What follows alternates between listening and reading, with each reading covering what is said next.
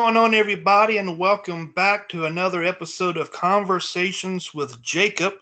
Today is episode number 20, and also is my birthday week. As of well, not if that's this recording, but it's but this goes up. Uh, I think it's July 24th, and so it'll be after my birthday. But welcome back to another episode. Before we get started with today's topic, and we're talking brain glue. That's interesting. But anyways, before we get into our guest this week, I want to tell you about our social media platforms. We're on Facebook, facebook.com/conversations with Jacob on YT. Twitter is CWJ Podcast. Our podcasting platforms include we're on Spotify, iHeartRadio. We're on Pandora. Sometimes we're on. Sometimes this podcast appears on YouTube. Not all episodes are on YouTube, so if you want to watch all 20 episodes, you have to go to iHeartRadio or Spotify or the other 20 sites that we're on. If you want to buy our merchandise, we got hoodies, mugs, whatever you want, and we probably have it out there right there on our merch store. If you got a question, guest suggestion, who knows? You can email conversationswithjacob@gmail.com. Our website is conversationswithjacobpodcast.weebly.com. Next week, July 31st, I'm talking with my good friend, Mr. Stanley Premeth, who survived 9/11. He was on the 81st floor, and he came eye to eye with the plane. Well, I think it was Flight 175. Oh, and by the way, before we get to our guest, who is James Bond, if you listen to the intro to this podcast, and that was done by my good friend, Mr. Jake Thorne, which you have to listen to the podcast version for that. So, with no further ado, please welcome my guest, James Bond. James, welcome. Thanks, Jacob. How are you doing? Doing pretty good. Now, just to be clear, and you're not the actor James Bond, right? No, I wish I was. Yeah. The women would be lining up. The cars would be outside. I'd be doing great. There you go. All right, James. I guess to get started, can you tell the viewers, I guess a little background about who you are? Sure. I live in Southern California. I've been here for about 34 years. We named our middle daughter. We gave her the initials LA, so we'd know. Hey, how old's Lauren? Okay, that's how long we've been here. So Lauren, actually, her middle name is Asia, AJA. And so 2 years ago, she asked me, like, how come you gave me the name Asia? And because it's such a cool name, everybody likes it. I think it's really cool. And I said, well, it's because of the Steely Dan album, Asia, and they have the song Asia. So she calls me back in about a half an hour, and she says, that's terrible, that song. I'm like, sorry. She likes it now. She listened to it a few times. But it's like, But anyway, so we've been living in Southern California. For 13 years, I ran one of Southern California's leading behavioral management firms, working with a who's who of American business. So that was fun. But I'm originally from Montreal, and I ran an advertising agency in Montreal, worked our way up, and eventually won clients like Kraft Foods, Timex, Avon, Abbott Laboratories, Seagram's, their world headquarters is there, the booze company. And so I thought I was doing really well. And then I had an opportunity to win the anti-drug campaign in America with powerful, logical reasons why you should not do drugs. And then I saw the ad that beat us, and I was terrified. It was a guy holding an egg saying, "This is your brain," cracks the shell and drops the egg into a sizzling frying pan. "This is your brain on drugs. Any questions?" So I stood next to the TV watching the ad. I realized, I was almost paralyzed. I'm supposed to be this marketing whiz kid, this advertising whiz kid, but this was emotional selling, not logic. I'm used to logic, but it was emotional selling. And it was more powerful than anything I knew how to do. And it just terrified me. And so I started, I decided to write on a 3x5 card, "Your brain on drugs." So I remember, the ad, because I knew it was really powerful. And I had to figure out how to do that. And so what I did was I created this passion box. I put a box next to my computer on my desk, and every time I saw something, I saw a great ad or heard something that was emotionally powerful, I'd drop it into the box, hoping that eventually I'd learn enough about, I have enough examples of emotional selling that I'd be able to figure out how to create emotional selling for myself and for my students. I do a lot of stuff with the U.S. Small Business Administration. And eventually, John, I was at a conference when I was in California, when we moved to California with John Gray. And John Gray was telling me he wrote this incredible book, fabulous book, one of the best relationship books ever. And it was called Men, Women, and Relationships. But it only sold a few thousand copies. With books, that's not a lot. And so he's telling me how he got this crazy idea to change the title to Men Are From Mars, Women Are From Venus, and he tweaked some of the text so that it was consistent with the title. And guess what happened? Almost overnight, a book went from almost selling nothing to 500,000 copies, then 1 million, then 2 million, then 5 million. You know how many books he sold? I was talking to, in my book, I say he sold 10 million copies. I know one of the marketers that helps him, and he says, no, he didn't. We've got over 50 million books sold already. 50 million, just because he changed the title. And suddenly I realized, like, wow, this is powerful. So when I got home, so I realized, I wrote on a 3x5 card, your Men Are From Mars, Women Are From Venus, to remind me of the book. And then I realized this is a metaphor. John Gray used a metaphor because we're not really from a different planet. All you ladies out there, us guys are not from a different planet. At least I don't think we are. But I realized that, metaphors, suddenly I started thinking, are metaphors the secret to emotional selling, or at least one of the secrets? So when I got home, I dumped the passion box on the bed, and I suddenly discovered that there are 14 brain triggers, and metaphors is just one of 14 brain triggers. And I thought my brain was going to explode. I started to realize that, this is your brain on drugs, that ad, that's a metaphor. Basically the guys must have been sitting around and saying, okay, when we take drugs, what happens? Well, it fries our brain. Okay, what else gets fried? Eggs. Let's show an egg frying it, into a sizzling frying pan and just say, this is your sizzling brain on drugs. And I started to realize I could put these things together, and suddenly, sales, it all fit together. And I had clients, and so I started applying it with some of my clients, and they started making more money than they ever made. I had these 3 guys who built a construction company, who after 10 years, they had 2 million of sales, which is not bad, 2 million of sales.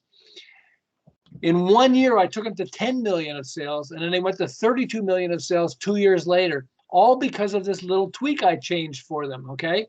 In fact, I remember when I got them to 1 year from 2 to 10 million in sales, they razzed me because they said, hey, Bond, it's supposed to be 12 million. Our goal was 12 million. I said, shut up, okay? These guys, they bought each other the largest brand new BMWs, they were just having a great time. They couldn't believe how much money was rolling in. And so the way I got them to do it was, I pulled out a whiteboard and I said, so let's take a look at all the different types of clients you go after, okay?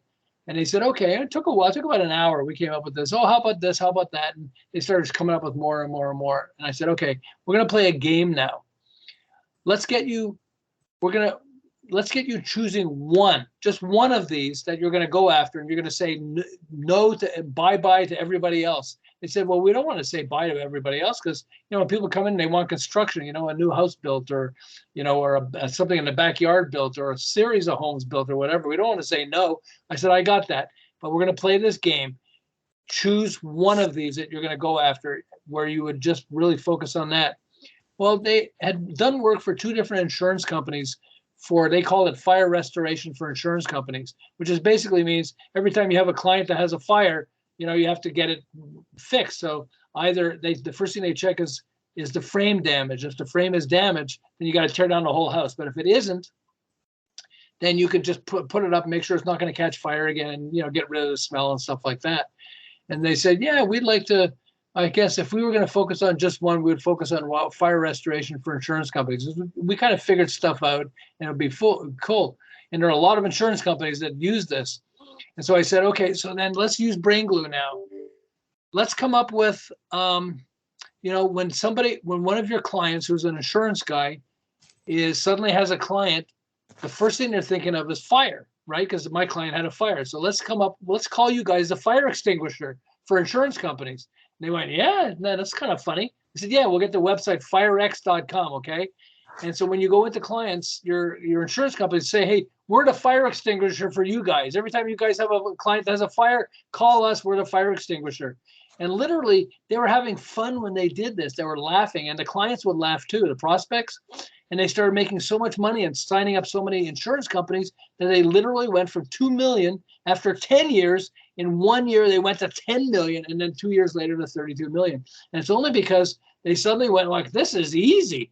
You know, you tell a joke to the guy, and suddenly they're going to buy from you.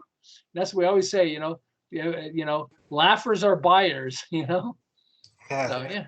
Now, can you explain what brain glue is? Yeah, brain glue makes your ideas sticky, so they stick to the brain like glue. Okay, there are certain things like, I'll say Jack and Jill went up the hill to what? For a lot of us, we know is to fetch a pail of water. Okay, Humpty Dumpty sat on a wall, Little Bo Peep. Okay, so these are things that with most of us, the last time we heard this was 10, 20, maybe 50 years ago, and yet we still remember it like it was yesterday. And the reason is because it sticks to the brain like glue. There are certain patterns that stick to the brain like glue. And by the way, and that's why I call it brain glue, because I uncovered these 14 patterns. And so, by the way, rhyme, which is a pattern, Jack and Jill went up the hill, works in a courtroom. Johnny Cochran got O.J. Simpson freed from an almost certain guilty verdict in his murder trial with a poem, "If the glove don't fit, you must acquit." Okay, along with O.J. pretending that the murderer's glove didn't fit him. And I remember hearing two of the jurors afterwards being asked, with all the evidence against O.J., how come you let him go free? And their answer, "We knew if the glove don't fit, you must acquit. The glove didn't fit, so we had to acquit."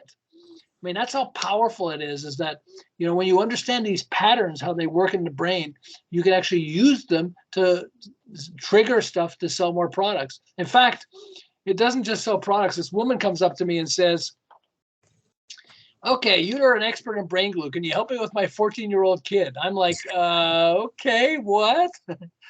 She says, "My son is asking, Mommy, why do we have to follow so many rules in life?" Okay, so we came up with a rhyme and a metaphor. And so first, what rhymes with rules? Why do we have to follow so many rules in life? So what rhymes with rules? How about fools? Only fools don't follow rules. So that could work, but let's add a metaphor to make it even stronger. So the mom and I brainstormed and bounced ideas off each other, and then we got one.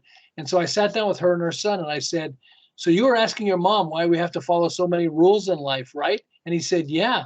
I said, "Well, think about it. When you're thirsty, you could drink out of the toilet. But why would you want to? Remember, only fools don't follow rules."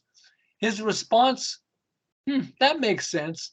First, getting a 14-year-old to say anything makes sense is a miracle. So I escaped before he asked me anything else. But does it really make sense, or did I just trigger parts of their brain so it felt like it makes sense? So there are two political phrases, okay? You can't hug a child with nuclear arms, okay? Or how about this one? Comedians say this, is the right to bear arms is almost as crazy as the right to arm bears. I mean, both these are ridiculous from a logical standpoint, but they resonate because they trigger the emotion centers of the brain. That's why I'm telling you, the more people start to understand how powerful emotional selling is, emotional selling, not logical, because we know logic, but emotional selling, they changes the way they start running their ads and trying to sell their ideas forever. It's just really powerful. Now, and how does brain glue how does brain glue differ from traditional from the traditional emotion setting techniques? Well, because it focuses on patterns. The brain has patterns. And so there's something called redintegration, which is not reintegration, but redintegration. It's the brain's need for completion. So if we watch a crappy movie, we tend to watch it because, I went into the living room, my wife was watching a TV show. I said, "Hey, is this any good?" And she said, "No, it's stupid." So I said, "Why are you watching it?" She said, "Oh, because I want to see how it turns out." Okay. Welcome to the club, right? And so what's the most powerful tool of human interaction that exists? I'm using it now, aren't I? Can you tell what I'm doing? I'm asking questions, aren't I?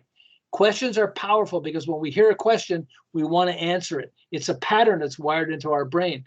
So when we can come up with a question that's really powerful, then it's, it activates the brain, so the brain wants an answer, and it drives us nuts if there isn't an answer.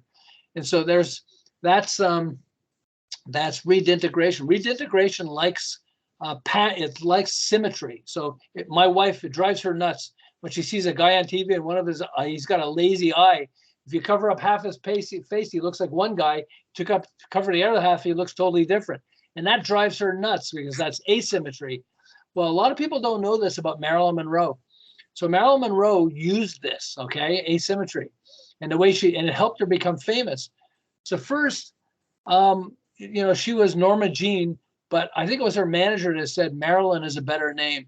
And her stepdad, I'm pretty sure it was her stepdad, was named Monroe. So she came up with Marilyn Monroe, which uses alliteration, the repetition of sound, like Rocky Road ice cream, stuff like that, okay? Like a Coca-Cola, babe, Best Buy, So she came up with the name Marilyn Monroe. Then she loved Jean Harlow, who was in the early days of the movie, she was really famous, super famous. And so Jean Harlow had platinum blonde hair.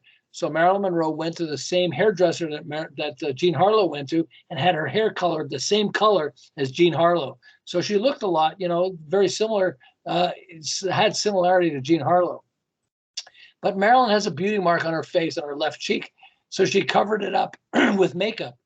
But one day she's sitting and looking at Jean Harlow, photographs of Jean Harlow, and she sees Jean Harlow has a beauty mark. Sometimes it's on her face and sometimes it's on her chin.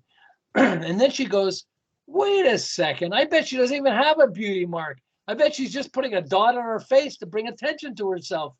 And Marilyn Monroe believed that a large part of her becoming super famous was because of the dot that was on her face, the beauty mark.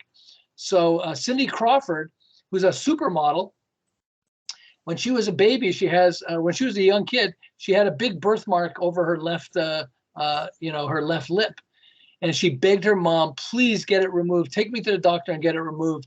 Now she says that she's so glad her mom didn't get it removed because she believes it has a lot to do with why she became a supermodel, because the dot on her face or the beauty mark on her face, makes you look at the face and just attention to it.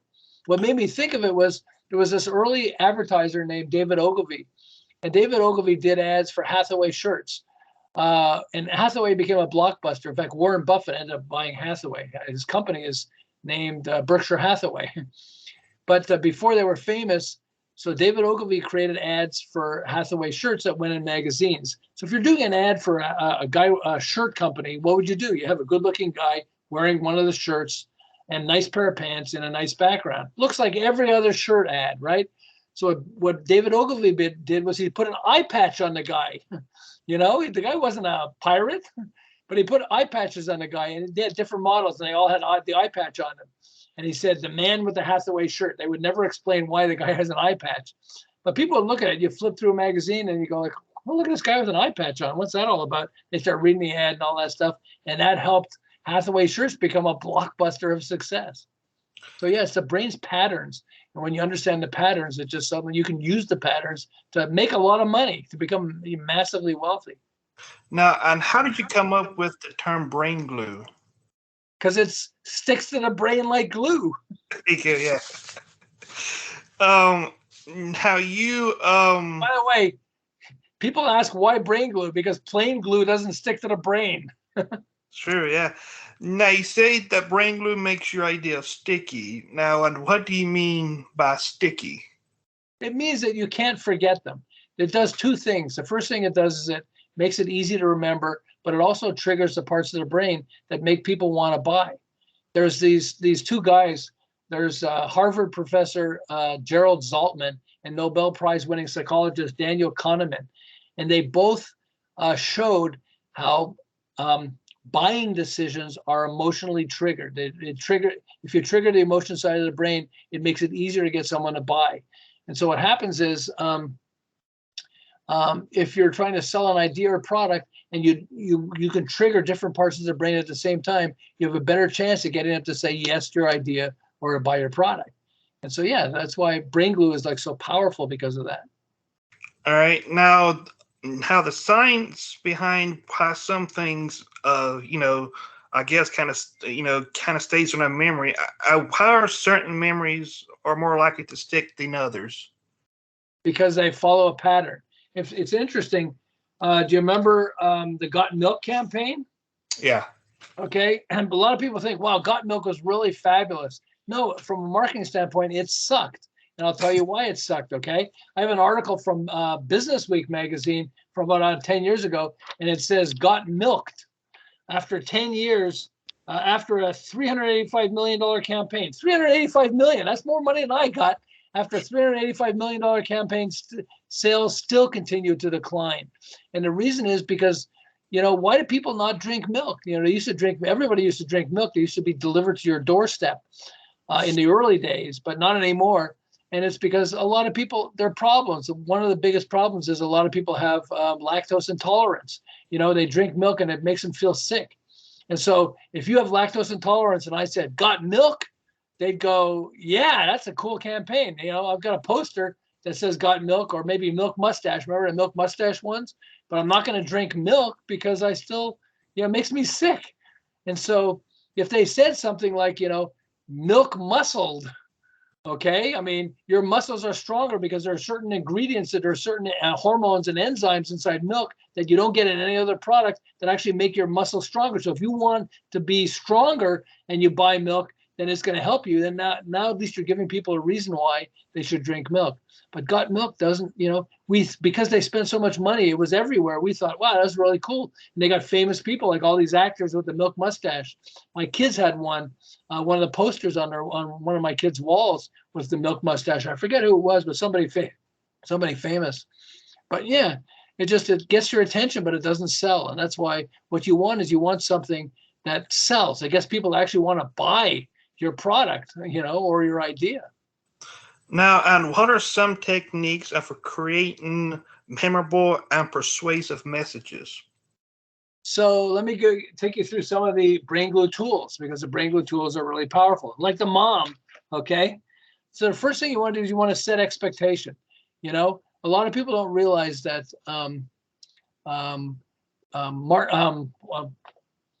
Muhammad Ali, okay? I am the greatest. That was his line, okay? Well, why did he say that? He actually said it for two reasons. The first reason was he wanted to scare the hell out of his, who he was fighting, okay? I am the greatest. But the second thing is he said, the person that had the greatest impact on is me. Because if I'm telling the public, if I'm telling the world I am the greatest, and I better be the greatest, because if I'm not, the people are going to start laughing at me and think I'm an idiot. Michael Jackson was the king of pop, okay? So they would promote him that when you call him, talk to him, when you have him interviewed or whatever else, you want to talk about him and say he's the king of pop. That helps to build, the expectation up front. The Barnum and Bailey Circus, P.T. Barnum he started the Barnum and Bailey Circus, which was the first real circus in America, in the world, I guess, but in America. And he called it the greatest show on earth. You think it helped that people would say, Barnum and Bailey Circus, the greatest show on earth? You think it helped people want to come to see it? Yeah. I remember one of the first Superman movies, and they were fantastic. And it said their catch line was, "You will believe a man can fly." And it was one of the first movies to actually have Industrial Light and Magic that made all the blockbuster stuff that we see right now of Star Wars and all this other stuff, okay? And they showed a man flying, and he looked like, it was the first time you saw in a video a guy was actually flying. It looked like he was really flying. And so their movie, they set the expectation by saying, you will believe a man can fly. In illness, there's an illness called iatrogenic. Iatrogenic is when you start showing the symptoms of the illness that your doctor tells you got. There's a famous story of a guy, and they mixed up the files. And so this doctor told this guy that he's got AIDS, and he started explaining what's going to happen. You're going to start losing weight. You're going to start, all these things are going to happen. And over the next 2 months, the guy started showing the symptoms as if he had AIDS. And then they finally discovered they had the wrong files they were looking at. And they went back and they told the guy, no, you don't have AIDS and everything else. But just the fact that the doctor tells you you're sick, if the doctor tells you you're sick, you got this illness and you got 3 months to live, it's like your whole life changes. You start getting this. So they have this term that they call iatrogenic, which is, it sounds like it's really a scientific thing and everything else. No, that's a doctor's telling you, that your client, your patient has iatrogenic illness. What they're basically saying is you told him what he's got. Now he's showing the symptoms. So, setting the right expectation is really powerful up front. If I'm talking to somebody, I'm going to talk about something that I know might piss you off first. I'm going to say, hey, look, I'm going to tell you this thing. It's going to start to piss you off, but give me a chance to make the whole thing. And then I think that you're going to get what I'm trying to say and how this can be really powerful. Now, when I tell you the thing, if you get pissed off, you're at least going to give me a chance. You're going to hold back a little bit. And, or there's a better chance you'll hold back a little bit. So it's stuff like that. All right. Now you have a background in behavior management. Can you tell us about that? Yeah, behavioral management is focusing on getting people to change their behaviors. We're creatures of habit. We do what we always do. But even Einstein said, if you do what you always do, you get what you always got. So a lot of people want to change their ability to tackle stuff, and so we would actually, when Warren Buffett went on his way to becoming the world's richest man, he started buying companies instead of he was an investor, but he said, you know what, forget investing. I'm going to buy this whole company. He bought See's Candy. Okay. He loves See's Candy. So he figured, let me own the thing, but he ended up buying banks, and he bought Mutual Savings Bank in Pasadena, California. And one of the problems he had was all the managers they had no salesmen, and all the managers hated selling. So they brought me in to change the brains of the managers so that they would actually love selling. They turned into top salesperson. They were salespeople. They were loving selling, and they became blockbusters of sales, all because I got to change the behavior of them. And so what I do often is I'll say, we want to get you to tackle stuff slightly outside your comfort zone. Well, if we can take a company and take all the senior people and get them to tackle something even a little outside their comfort zone, suddenly the company's sales will explode like crazy. And so I used, powerful behavioral management tools to get people to tackle stuff bigger than they would normally tackle on their own. And the results was we had like tremendous success with tons of company. And that what got me into Brain Glue, by the way, because I'm fascinated by, how do you get people how can you say something and get people to take action? Like buy your product. How wouldn't that be cool? Wouldn't it be cool if I can say something and suddenly a gazillion people are going to come to my podcast? I mean, there's a lady, okay, this is I think a really powerful story. So the stay-at-home mom created a Facebook page, and she wanted a ton of moms and other people to be engaged with her, to become, but she didn't have money to spend on advertising. So she was thinking, okay, what does mommy need? Mommy needs time to herself. Mommy needs a rest. I know what mommy needs. Mommy needs vodka. Okay. She came up with the Facebook page, Mommy Needs Vodka, without spending a nickel. You know how many people are her fans? More than 5 million people. Wow. All because of Mommy Needs Vodka. Now, how do I know about Mommy Needs Vodka? The first time I saw it, I was looking at a post, and it was really a funny post. It was pretty funny. But then I saw it's from Mommy Needs Vodka. So I said, that's pretty cool. I clicked on that, and she's got really fun posts on her Facebook page. And I said, oh, I got to be a fan. I became a fan, which is how 5 million people became fans, just because it was a cool enough name that people wanted to connect with her. Mommy Needs Vodka. It's a great page, by the way. She's hilarious. Now going back to Brain Glue, what kind of people what kind of people, like maybe presidents or comedians, that use this Brain Glue? So of all the Brain Glue tools, I'll give you one. It's called Chiasmus. Okay, I mean, it's the opposite of rhyme. Rhyme is like A-B. Chiasmus is A-B-B-A, and it works this way. Okay, let me give you some examples. All right. Winners never quit, and quitters never win. When the going gets tough, the tough get going. Okay. President John F. Kennedy said, ask not what your country will do for you, ask what you can do for your country. Okay.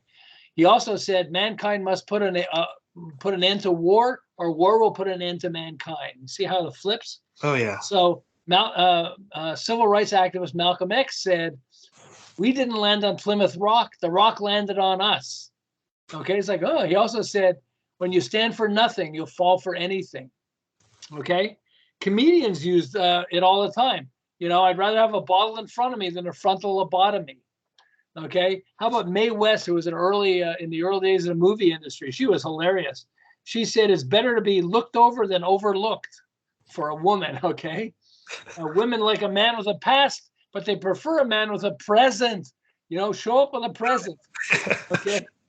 She said, when women go wrong, men go right after them. Then she said, good girls go to heaven, bad girls go everywhere. And one of my favorites, hopefully I'm not crossing a line with you and your audience here, is a hard man is good to find. Okay. It's hilarious. A lot of comedians love chiasmus because you flip it. My wife hated the song from Crosby, Stills and Nash is if you can't be with the one you love the one you're with. She said, I hate that song. I don't want you following that, But it just, those tools like chiasmus works really well. And so a lot of famous people, so I was talking about analogies, right? And metaphors. And so Warren Buffett is really famous. I love this line. He said, only when the tide goes out do you discover who's been swimming naked. Okay. What he's basically saying is only when times get tough do you realize who's really good at fixing problems. But if he says that, it kind of goes in one and out the other. You go like, oh, okay, fine. But no, when he says only when the tide goes out do you discover who's been swimming naked, that's hilarious, but it also sticks to the brain. Sure does. Now, can you tell us about your book and how the book came about? So yeah, it was just when I started discovering, as I was saying, John Gray's Men Are From Mars, Women Are From Venus, that got me to start putting together all these brain glue tools. I didn't call it brain glue back then. I didn't understand what it was. But when I dumped the passion box on my bed and I saw all the tools, I recognized these are, it sticks to your brain like glue. And so I called it brain glue. And then from that point forward, I wrote the book. And first I did, because I do a lot of workshops for the U.S. Small Business Administration. I'll have sometimes as few as 12 people and sometimes as many as 300 people in my classes. And I started sharing that with people, and it just blew their minds. Also, I had clients, like I was saying, the construction guys, and I had other ones too, that I would sit and apply brain glue, and their sales would explode. It's just amazing. I found this secret to becoming rich in business, and it's blowing people's minds. My goal is to try to create 1 million millionaires, that people, listen to this, apply the tools, and then maybe share with me the successes they're having. In fact, I had John Gray, Jack Canfield, who wrote Chicken Soup for the Soul. Now, Chicken Soup for the Soul sold 500 million books. Wow. Okay, can you imagine? He sold 100 million Chicken Soup for the Soul and 400 million other Chicken Soup in the series, Chicken Soup for the Teenage Soul, Chicken Soup for the Cancer Survivor Soul, and everything. 500 million, it's 500 million books. It's amazing. Well, he read my book. He started reading it, and it blew his mind. He got pissed at me. I said, I'm sorry. He said, no, I got so many books to read. I picked up your book, and I couldn't put the damn thing down. I said, I'm sorry. And so he said, no, it's just, this is amazing. I'm forcing everybody in my company to read this. I'm buying copies for everybody in my company because people have to know this. If you sell anything, or if you're trying to persuade anybody and you don't know brain glue, you have a massive disadvantage. And he told me, I said, can I use it as a testimonial? And he said, absolutely. Brain glue is just, this needs to be a required reading in schools, and anyone who's in business or an entrepreneur, if they don't know brain glue, they're missing something, because when you change the title, or you control the title, so it triggers the parts of the brain that get people wanting to buy, more people start buying from you. I'll go back to that woman with Mommy Needs Vodka. She didn't even spend a nickel. She just started posting a few things. How many people post things? And you're lucky if you get 10, 50, maybe 100 people. She got 5 million people because she had this powerful brain glue trigger. Now, she didn't get it from me, but she's, it's brain glue. She recognized, if I could have something that really pops off the page, then people are going to go like, whoa. It's like Kurt Cobain wrote the song "Smells Like Teen Spirit." Ew, what does Teen Spirit smell like? Is that like a locker room? But no, but that song, it's a fabulous song. I love that song. But you think it helps the fact that it's called Smells Like Teen Spirit? Yeah, people are going to remember it. It really stands out from the crowd. I mean, it's just amazing. Now, now when people get your book, what can they expect from your book that they couldn't get anywhere else? Brain glue is going to start triggering it. That's one of the funnest things about this. And people said it's really fun in the book. I don't want to tell you, I don't want to spoil this, but it starts on page 2. It says, my 4-year-old daughter didn't want to have sex with the boy next door. And people read that and they go like, what? And they start reading and they go like, wow. And it really blows your mind when you see what I'm saying. Okay, it's really powerful. But it's fun. It's fun because I didn't invent brain glue. I invented the term brain glue, but brain glue has been around for forever. But people use rhyme and people use alliteration, people use chiasmus, people use these tools. And so what I do is I introduce a tool and then I show you examples in real life and people start going, oh, I remember this. It has jokes. So they'll start laughing. Oh, I'd rather have a bottle in front of me than a frontal lobotomy. Oh, that's funny, and they have these different jokes in it. And then it shows you how do you create this for yourself. And I have tons of people. I can't tell you how many people. Rarely do we see this and say, and it's a fast book. I think it's 177 pages, but there's like even fewer than that because a lot of it is just giving you feedback and showing you where it came from, because I got to show them where the ideas came from and stuff. But people say it's so good that they end up going back to it and reading it a second time and underlining all kinds of stuff. And I've got an audiobook too. And so the audiobook, you can even go to Amazon and just listen to parts of the audiobook because Amazon lets you listen to parts of it for free and read parts of it for free. But it just blows people's minds. I mean, it blows your mind because you start to realize, wait a second. I mean, I'll go back to O.J. Simpson. If the glove don't fit, you must have quit. We all saw it, or everybody who was watching on TV, we all saw it and we heard it. But we don't remember that's stuck to the brain. We knew it stuck to the brain because we remember it, but we didn't realize how powerful it was because it used rhyme and how it used rhyme. And so that's why as you go through the book, you start going, oh, people start telling me, I get contacting me all the time saying, can you help me change the title of my book? Or can you help me describe my product? In fact, I have this friend, Robin Thompson, who's on TV in Detroit. She's on ABC. She's the personal finance coach. And so she created this program, this training program for women that make over $100,000 a year, but they look at their bank account and they realize they don't have a lot saved, okay? And it's very left brain, very logical. You're focused on do this first, analyze this, do this, do this, do this. It's too much logic. If you throw too much logic at a person, they don't want to buy from you. And it's hard to follow you. So I came up with this phrase and I said, remember, money isn't funny.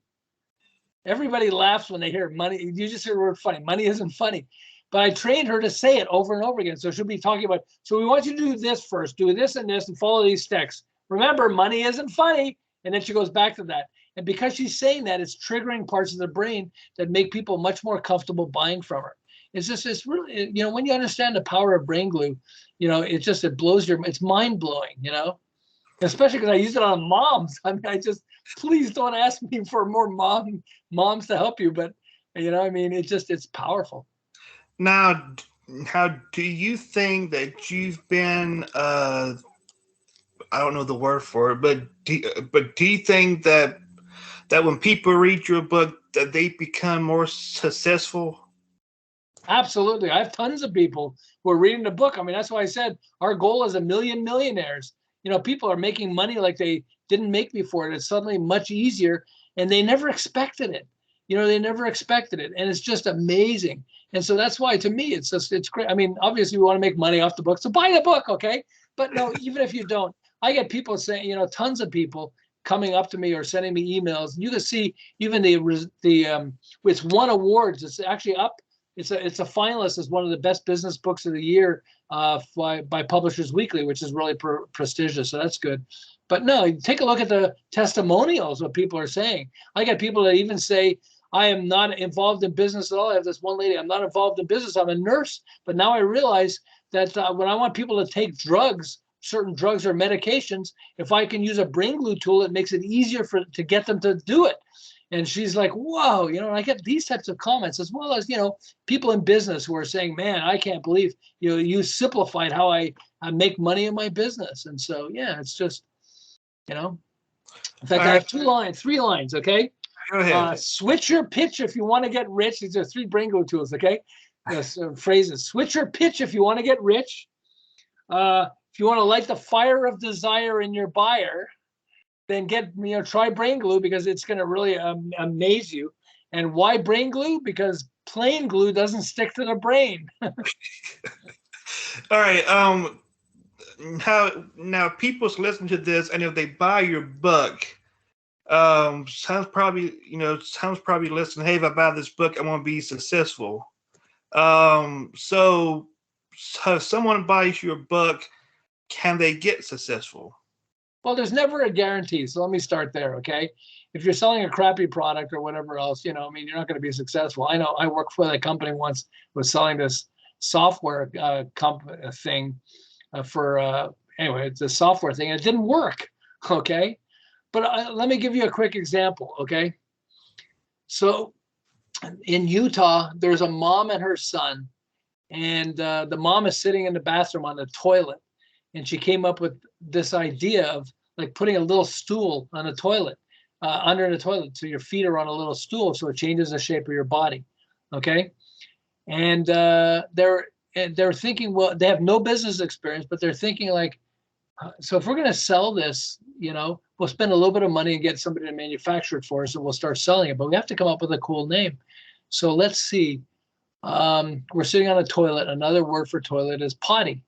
So we have to get you squatting. Squatty potty. Let's call it a squatty potty. These are 2 people who had no business experience. Within 2 years, in less than 2 years, catch this, they had $100 million of sales. They actually got on Shark Tank, and people are lining up to invest in them. They couldn't believe what a big moneymaker this is, okay? And they had no business experience, but think of everybody who's out there listening to your podcast, okay? You have ideas. If you have an idea for a business you want to try, or a book you want to create or something, you know, you've got to have a powerful name for it. And when you come up with a powerful name, it helps. I'll give you another example, a couple of examples, okay? All right. On Shark Tank, I saw Wally Amos, who's Famous Amos, okay? And he sells Famous Amos cookies. Well, the problem was that he sold Famous Amos to somebody else, including the picture of him. So he can't use the picture of him, and he sold it for $1 million. I think it was $1 million. And they sold it to a big company like Pillsbury or something for $60 million. And Wally Amos didn't get a penny of that, but he got $1 million. But $1 million sounds like a lot, but if you're living well, you can go through $1 million pretty fast, I guess. Okay. But so he went on Shark Tank, and he had this other product, but he couldn't use his face. So he showed it. It was a really good product. It was cookies again, because he knows how to make cookies. But it wasn't, you know, the people on Shark Tank really wanted to help him, because he's Wally Amos. He's a cool guy and everything else, but there's no hook on the product that he had. So he got off the show and nobody invested in him. And I felt bad. And I came up with this idea. I'm trying to reach Wally Amos with this, okay? Because, you know, he was frustrated because he couldn't make money with Famous Amos anymore. And so I said, okay, Amos, you can't use Amos, you can't use Famous, but your name is Wally Amos. So why don't we come up with a product that uses Wally? Wally balls. Sounds like volleyballs. Okay, we'll make cookies in the shape of round balls. You know, nobody's got that. And we'll call it Wally balls. And we'll put a picture of the back of your head on the front of the bag of cookies, okay? And we'll say, I can't show you my face. Read the back. I'll tell you why. When you get to the back, you say, I'm Wally Amos. You probably know me because I made something famous, but I'm not allowed to show my face. But I wanted you to know that I'm the ones that made these cookies, okay? That would become massively successful. People would be laughing while they're buying Wally balls. I'd try it. Wouldn't you try Wally balls? These round little things. It sounds cool. And so you have this guy who has a bakery. He's opening up a bakery, and his name is, I think, Jed Johnson or something like that. So he was going to call it Johnson's Bakery. I said, oh, don't do that. Call it Big Bob's Bakery. He said, oh, that's really cool. I said, or if you want to have more fun, call it Bad Boys Bakery. He said, Bad Boys. I like that. So he's putting the sign of Bad Boys Bakery, It gets your attention. You think more people are going to buy from it? Yeah, absolutely. So it's just, when you come up with products or ideas to create or sell something, or a book or whatever else, and if you can have a Facebook page like Mommy Needs Vodka, there are simple ways that you could do it, often without spending a nickel, that you could actually suddenly have massive success with your business. So if I'm getting what you're saying is, if you want to be successful, you got to have a name kitchen thing to, that jumps out to people. Absolutely. So Men Are From Mars, Women Are From Venus. It was a fabulous book, but it had a crappy name, Men, Women, and Relationships. It wasn't crappy. It sounded good. But I mean, it was crappy because he just changed the title and suddenly he sold a gazillion copies, 50 million. I mean, how many people come to the podcast? 50 million? No, not yet. Just so, how many products or books are you selling? I mean, he sold 50 million just because he changed the title. I mean, like, wow. And that's why we have to remember that if you have an idea or product or book or whatever else, and you want to, try to make money off it, or you're trying to make money off it, then if you have the right title or right description, sales can explode, and Brain Glue will help you. And I'll just say one thing about Brain Glue, okay? All right, go ahead. The book used to be called Sell More with the Right Brain Marketing Strategy, which is left brain, which is logical, okay? It's a crappy name. It's not people first hated it because, friends hated it because, if you can't look up James Bond on Amazon because you're going to get 007. So you're not going to get me. And then the second thing is they couldn't remember the title of the book because it's too freaking long. So when I met Jack Canfield told me, I'll give you quotes for my book. I'll give you testimonials because this is a fabulous book on one condition. You got to change the title from, Sell More with the Right Brain Marketing Strategy to Brain Glue. The whole book's about Brain Glue. Call it Brain Glue. And he got me to change the title, and it's just taken off like crazy. People loved the book before, but with the name Brain Glue, it's it clicks. And so if you have a product or idea, you might consider changing the name if you can come up with a more powerful, emotional, grabbing title. And if you're just starting one or you're getting an idea, coming up with a cool name could really, really help you. Now, and where can people get your book? Amazon is the best place. It's also available in bookstores.